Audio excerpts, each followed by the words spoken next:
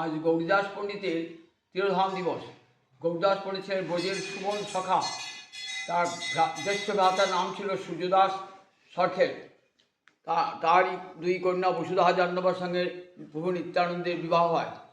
পিতার নাম ছিল কংসারী মিশ্র, মায়ের নাম ছিল কমলা দেবী। আসল বাড়ি ছিল শালিগ্রাম। মহাপ্রভু একবার হরিনদী গ্রাম থেকে বৈঠা নিয়ে নদী পার হয়ে আসেন গৌরীদাসের অঙ্গনে। পরে গৌরীদাস তখন শালিগ্রামে থাকতেন না, থাকতেন কালনা, অম্বিকা কালনায় থাকতেন। সেখানে বৈঠা নিয়ে এসে সেই বৈঠা, নৌকা চালানোর বৈঠাটা হাতে করে নিয়ে আসেন এবং গৌরীদাসকে দেন।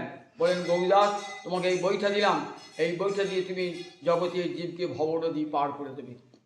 সেই বৈঠা আছে এবং বলেন, তোমার গৌর নিত্যানন্দকে বলেছেন, তোমাদের দুজনকে আমরা ছাড়বো না। তখন মহাপ্রভু বলেছেন, নিম কাঠে দিয়ে আমাদের মূর্তি তৈরি করো। নিম কাঠ দিয়ে মূর্তি তৈরি হয়েছিল, দুটো কাঠের মূর্তি। বললেন, এ তো কাঠের মূর্তি, এ তো নড়বে না, চলবে না, কথা বলবে না। বললেন, দেখো, পরীক্ষা করে রাখো। ভোগ দেওয়ার সময় 4টে আসন পাতলেন, নিতাই গৌর দুটি আসল মূর্তি আর দুটি কাঠের মূর্তি, 4 জনে একসঙ্গে বসে ভোজন করলেন। তারপরে চলে গেলেন বিদায় নিয়ে গৌর নিতাই।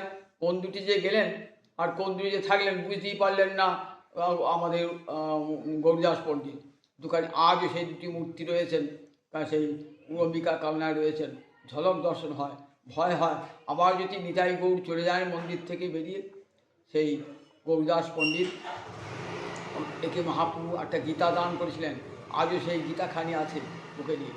এবং গৌরীদাস পণ্ডিত গদাধর পণ্ডিতের ভ্রাতুষ্পুত্র হৃদয়ানন্দকে পুত্ররূপে গ্রহণ করেছে, শিষ্যরূপে গ্রহণ করেছিলেন। সেই হৃদয়ানন্দ ছিলেন আমাদের গৌরীদাসের শিষ্য।